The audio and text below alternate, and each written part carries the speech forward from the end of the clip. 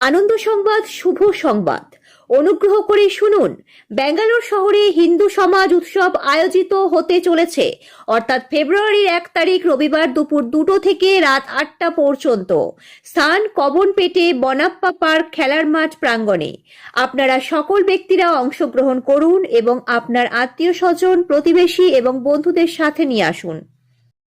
আজ 26শে জানুয়ারি দেশের ৭৭তম প্রজাতন্ত্র দিবস। আর এই বিশেষ দিনটিকে সামনে রেখে এদিন তারকেশ্বর থানার অন্তর্গত তোল্লান প্রাথমিক বিদ্যালয়ে তোল্লান লগান একাদশের উদ্যোগে এক মহতী রক্তদান শিবির আয়োজন করা হয়। এবছর এই শিবির চতুর্থ বর্ষে পা দিল।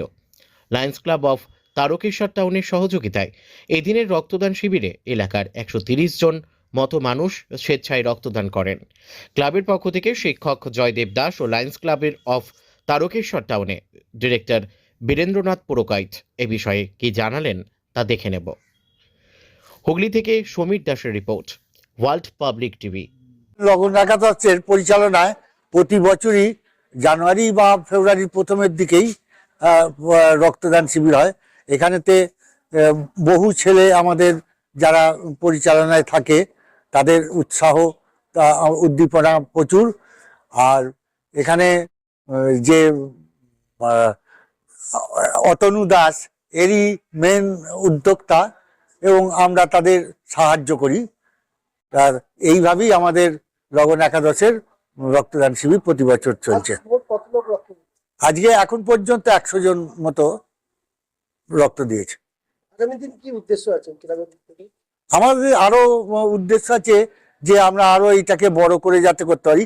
আশেপাশে এই 2-1 দিনের মধ্যে হয়ে গেল বলে এখানে আজকে সংখ্যাটা একটু কম।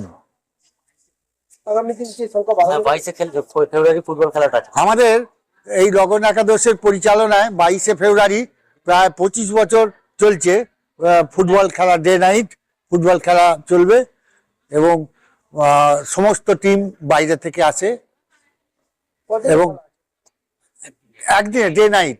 আগে 2 দিন করে খেলা হতো, এখন ওটা আমরা ডে নাইট করে দিচ্ছি। 22শে ফেব্রুয়ারি। আমার নাম জয়দেব দাস।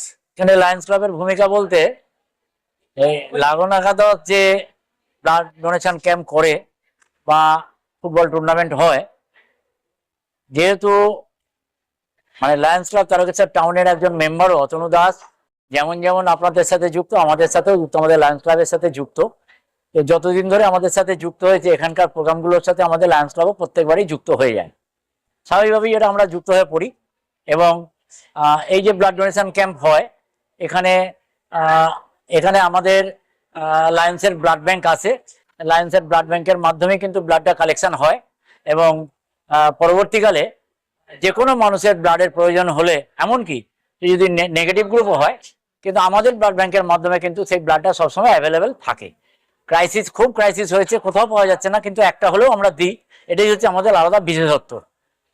তা সেই উপলক্ষে তো এখানকার মানুষও 2-1 জন গেছে, তাদেরকে কিন্তু আমরা ব্লাড এখান থেকে আমরা ব্যবস্থা করে দিতে পেরেছি। গত বছরে এখানে যে ব্লাড ক্যাম্প হয়েছিল সেই ক্যাম্প থেকে 85 জন মানুষের রক্ত এখান থেকে আমরা পরবর্তীকালে যাদের প্রয়োজন হয়েছে সেরকম 85 জনকে আমরা দিতে পেরেছি।